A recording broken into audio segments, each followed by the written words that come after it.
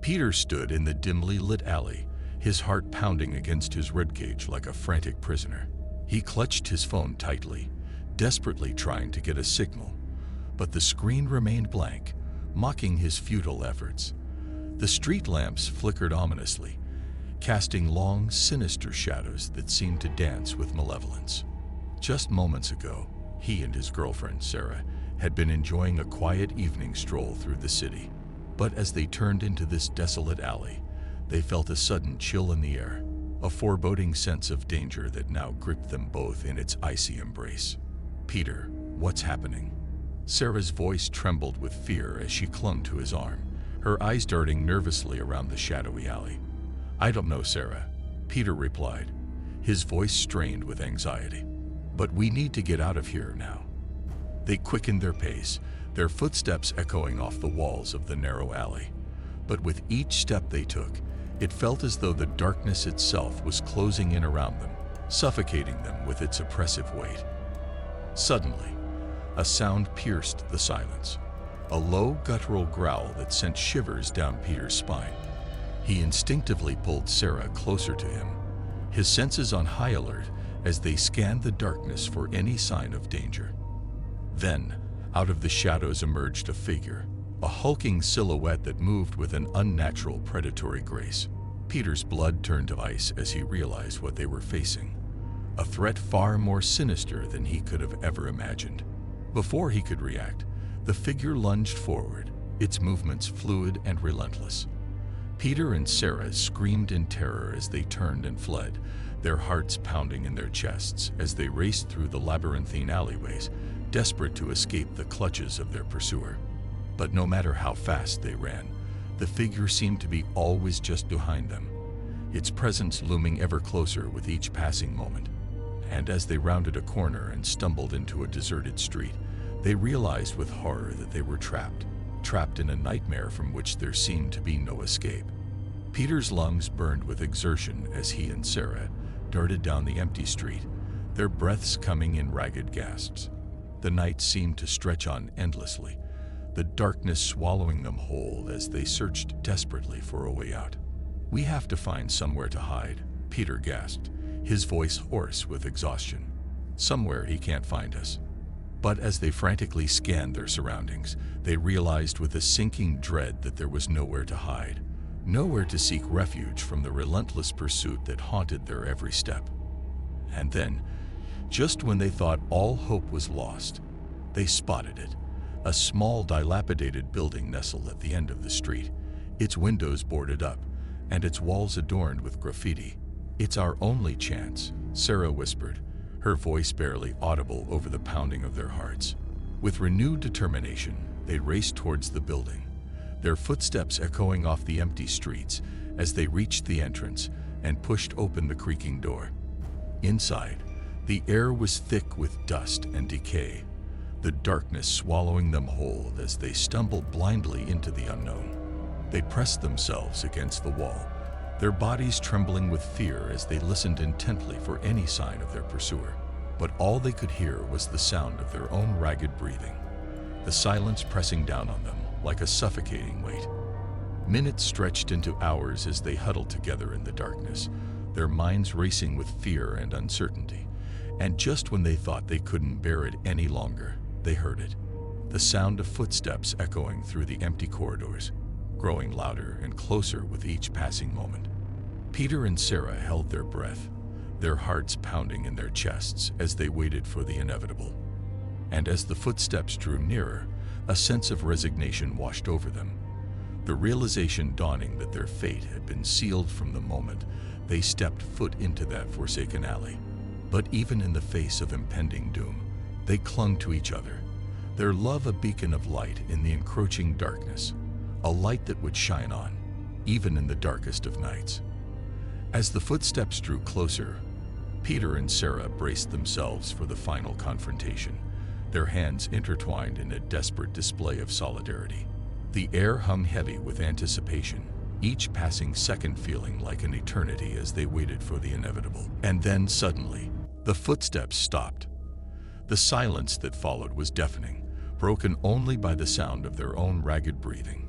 Peter and Sarah exchanged a nervous glance, their hearts pounding in their chests as they prepared for whatever horror awaited them.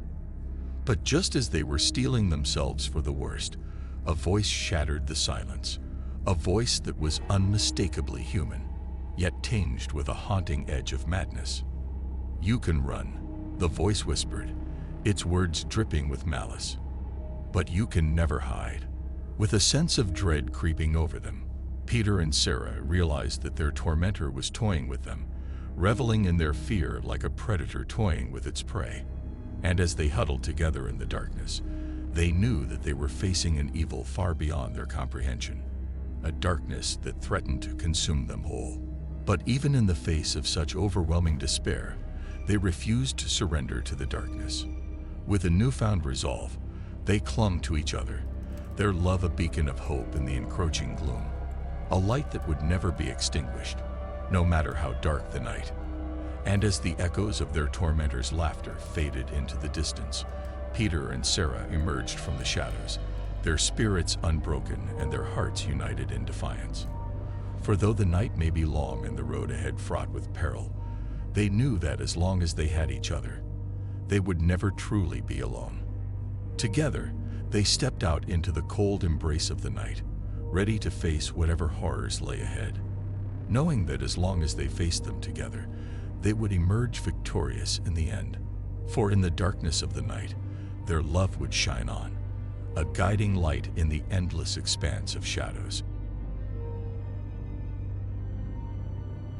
The train rattled along the tracks, its rhythmic clatter echoing through the empty compartments. It was well past midnight, and most passengers were either asleep or lost in their own thoughts. Among them was John, a young man with a weary expression, his mind burdened with worries. He had decided to take this late-night train ride as a chance to clear his head, to escape the suffocating routine of his life for just a few hours. But as the miles passed by, he found himself sinking deeper into a sense of unease. The darkness outside seemed to press against the windows, thick and suffocating. John tried to shake off the feeling, telling himself it was just his imagination running wild in the dead of night. But the unease lingered, a nagging presence at the edge of his consciousness. As the train hurtled through tunnels and across bridges, John couldn't shake the feeling that something was watching him from the shadows. He glanced around the compartment, half expecting to see a pair of eyes gleaming in the darkness. But there was nothing, just the dim glow of the overhead lights and the faint murmur of distant conversations. Hours passed, and the train pressed on through the night. John's eyelids grew heavy, weighed down by exhaustion and the relentless rhythm of the train. He tried to fight off sleep, fearing what nightmares might lurk in its depths. But eventually, fatigue won out, and he drifted into an uneasy slumber. John awoke with a start, his heart pounding in his chest. For a moment, he wasn't sure where he was, the remnants of his dream still clinging to his consciousness like cobwebs. Then, as the memories flooded back, he realized he was still on the train, hurtling through the night. But something was different. The compartment was empty, the other passengers gone without a trace. Panic surged through John's veins as he scrambled to his feet, his mind racing with fear and confusion. He stumbled into the corridor, his footsteps echoing off the empty walls. The train seemed deserted, a ghostly vessel adrift in the darkness. John's breath came in ragged gasps as he stumbled forward, his thoughts consumed by one question: where had everyone gone? As he made his way through the silent carriages, John's sense of dread deepened. There was no sign of life anywhere, no sound except for the steady thrum of the train's engines. It was as if the world outside had ceased to exist, leaving him alone in this desolate limbo. But then, just as John's fear reached its peak, he heard it, a faint whisper, barely audible over the roar of the train. He froze, straining to catch the sound, his heart hammering in his chest. "John." The voice was soft, almost gentle, but there was an edge of menace beneath its tone. John's blood turned to ice as he realized it was coming from somewhere ahead, somewhere deep within the bowels of the train. With trembling hands, he pushed open the door to the next carriage, his heart pounding in his ears. What he saw on the other side sent a shiver down his spine. The next carriage was enveloped in darkness, the dim emergency lights casting long, eerie shadows along the walls. John hesitated for a moment, his mind screaming at him to turn back, to flee this nightmare while he still could. But something compelled him forward, a desperate need to uncover the truth behind the strange emptiness of the train. As he stepped into the darkness, a chill swept over him, raising goosebumps on his skin. The air felt heavy, charged with a palpable sense of dread that seemed to cling to every surface. John's footsteps echoed hollowly as he made his way down the narrow corridor, his senses on high alert for any sign of danger. And then, just as he was about to turn back, he saw it, a figure standing at the far end of the carriage, barely visible in the gloom. John's heart leaped into his throat as he squinted, trying to make out the features of the mysterious stranger. "Who are you?" he called out, his voice echoing through the empty space. The figure didn't respond, its form shrouded in shadow. But as John drew closer, he could see that something was terribly wrong. Its body seemed to flicker and shift, as if it were made of smoke and mist. With a sinking feeling in the pit of his stomach, John realized that he was not alone on this train. Whatever had happened to the other passengers, whatever dark force was at work here, it was now standing right in front of him. Fear coursed through John's veins as he backed away, his mind racing with 1,000 questions and no answers in sight. But before he could flee, the figure spoke, its voice a cold whisper that seemed to come from everywhere and nowhere at once.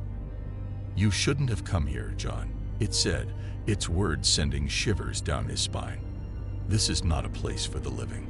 John's breath caught in his throat, his mind reeling with a mixture of terror and disbelief. The figure before him seemed to radiate an otherworldly presence, its words carrying a weight that sent a chill down his spine. "What do you want from me?" John managed to choke out, his voice barely more than a whisper. The figure tilted its head, its features still obscured by shadow. "I want nothing from you, John," it replied, its voice echoing in the empty carriage. "But you have stumbled into a realm that does not belong to you, a place of darkness and despair." John's heart pounded in his chest as he struggled to make sense of the situation. Was this some kind of dream? A hallucination brought on by exhaustion and fear? Or had he truly stumbled into a nightmare from which there was no escape? Before he could form another question, the figure spoke again, its voice colder than the grave. "You must leave this place, John," it said, its words carrying a sense of urgency that sent a jolt of fear through him. "Before it's too late." With trembling hands, John turned to flee, his mind consumed by a single thought: escape. But as he raced through the darkened carriages, his footsteps echoing in the silence, he knew that the nightmare was far from over. For something lurked in the shadows of the train, something ancient and malevolent, waiting to ensnare its next victim in its web of darkness. As John raced through the deserted train, his heart thundering in his chest, he couldn't shake the feeling of eyes watching him from the darkness. Every shadow seemed to conceal a lurking threat, every creak of the train sending a shiver down his spine. But despite the overwhelming sense of dread that threatened to consume him, John pressed on, driven by a primal instinct to survive. He knew he had to find a way out, to escape the clutches of whatever malevolent force held sway over this cursed vessel. Finally, after what felt like an eternity of running, John burst through the doors of the last carriage and stumbled out onto the platform of a desolate station. The air was thick with fog, the dim glow of the station lights casting long, eerie shadows along the deserted platform. With a sense of profound relief, John stumbled down the steps onto solid ground, his legs trembling with exhaustion and fear.